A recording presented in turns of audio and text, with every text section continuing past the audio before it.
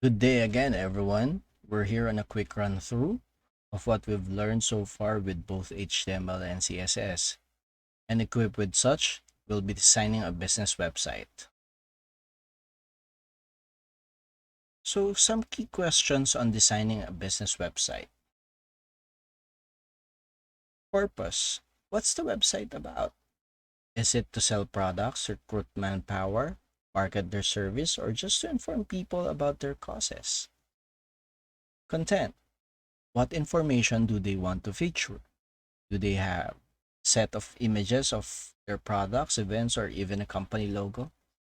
Do they have sets of company narratives, statements, or even product descriptions? Theme. What will the website look like? Do they have preferred colored themes or combinations, font choices, types of borders, or even selected images may dictate the feel and mood of the site, whether they like it to be formal, inviting to buyers, exciting to players, or even just a classy read without any visual distractions. For our demonstration, our company will be Green Bites, which has a purpose to sell organic foods online. Its content would be a selection of products with both pictures and text descriptions. The theme would be a lime green and teal combination that aims to exude healthy but zesty feeling for its customers. Now we'll do a sketch of a business website homepage in a piece of paper. It's always great to start with a plan, and how you visualize it, it sort of gives you a clear overview of what you want to finish. We'll have a navigation bar here with the company name Green Bytes on the left and our navigation menu right after it. We'll also get here a 150 by 150 pixel company logo, and all the content will run below here. For our website's theme, we'll be using color theory with this color wheel to pick a color combination that will fit our site. We can choose complementary colors, or analogous, triadic, or even split complementary.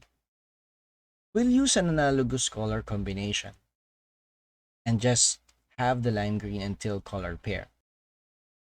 So we're creating a business website's homepage here. What we have here is an HTML page structure.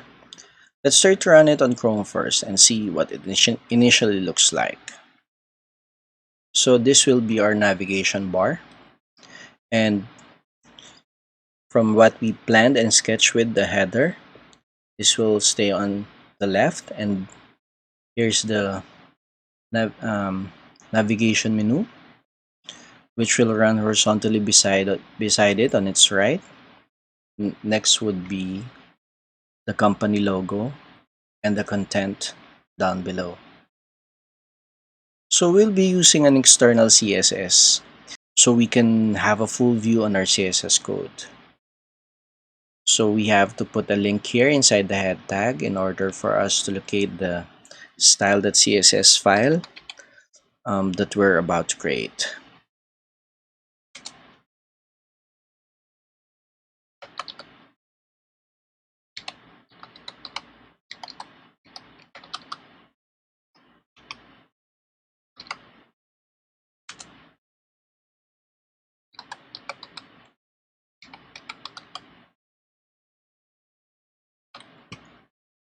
So let's create a style.css file and save it inside the CSS folder.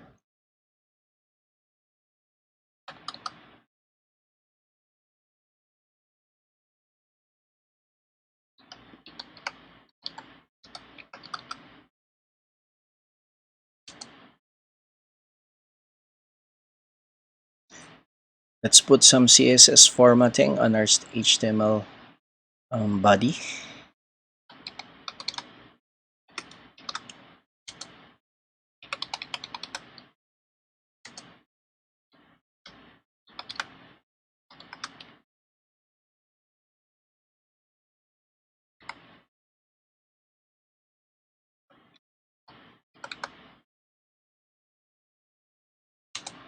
Font family.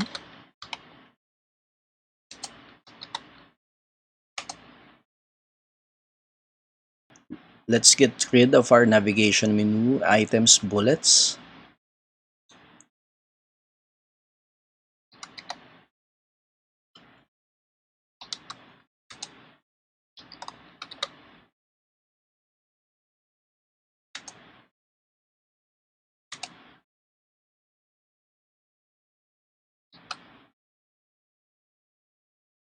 Then let's also remove the navigation menu links underline.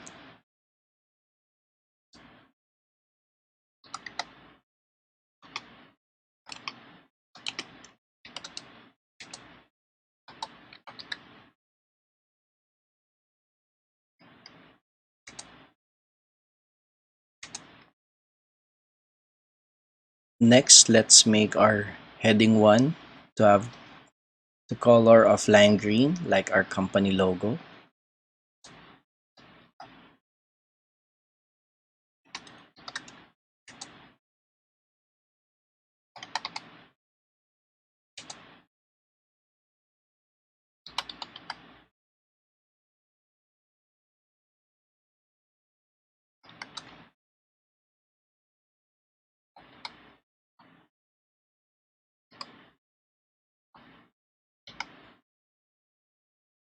And have it also aligned to the center.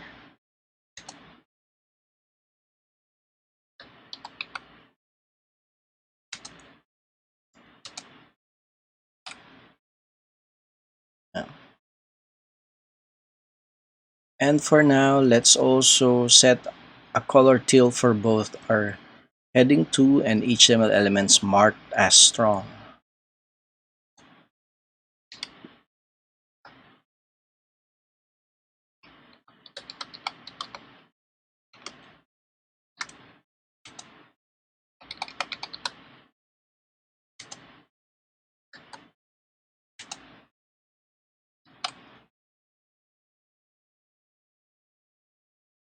There you go.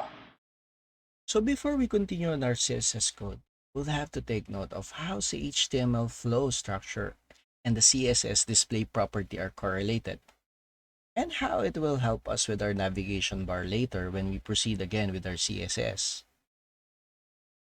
The CSS display property actually can directly change the HTML flow structure. The inline value, that's the HTML element's content, sit right next to each other. Examples for inline level tags are span, hyperlink, image, and the emphasized element. The black level HTML elements occupy the whole horizontal space by itself, forcing the following element to go to the next line. Inline level elements cannot change their padding or margin attributes. However, with a black element, you can change their CSS padding and margin attributes, and both its height and weight properties as well. Examples for black level elements are heading tags, div, and paragraph. An inline block value, on the other hand, lets the elements sit besides each other like an inline level element, but also has the ability to change its margin, padding, height, and width properties, just like a black level element.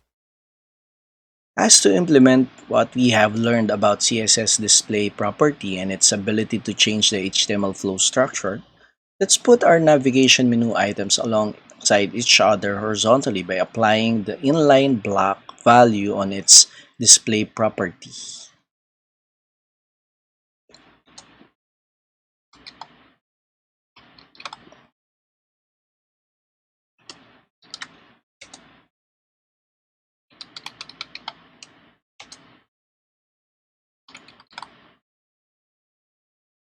There. Put a padding and make it uppercase.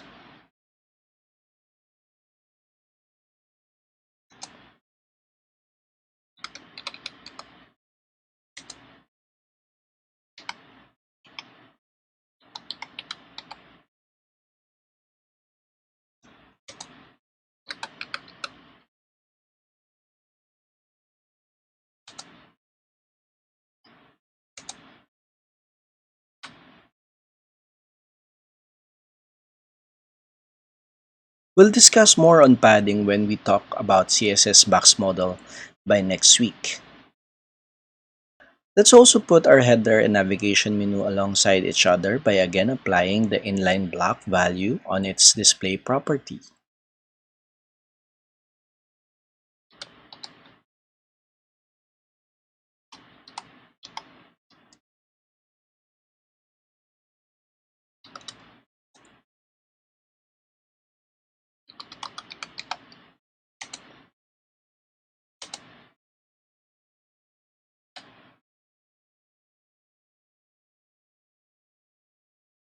Now let's put some distinction on our navigation bar by changing its color and aligning it to the center.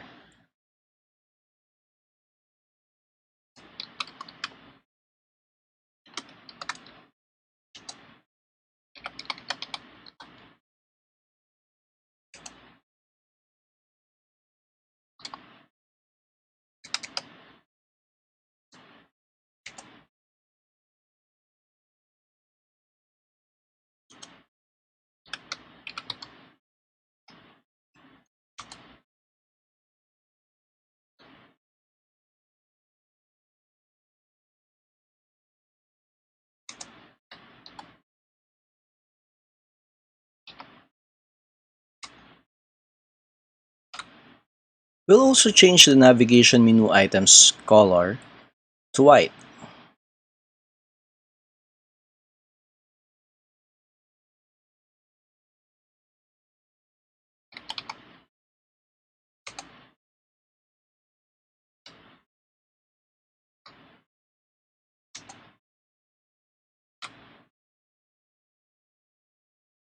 Let's also put a tweak on our company name's alignment and padding.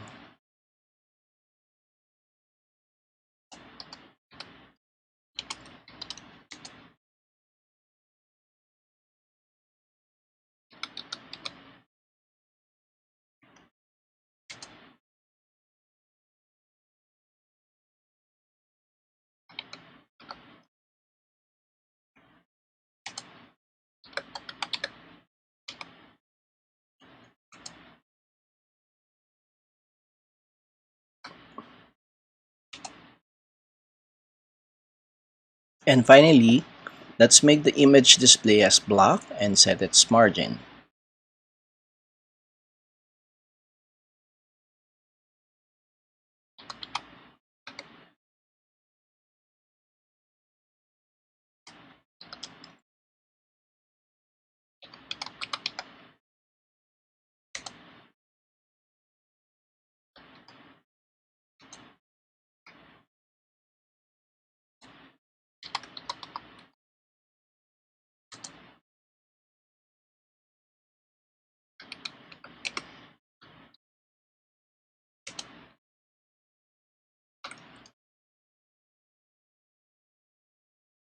So that's it for the week.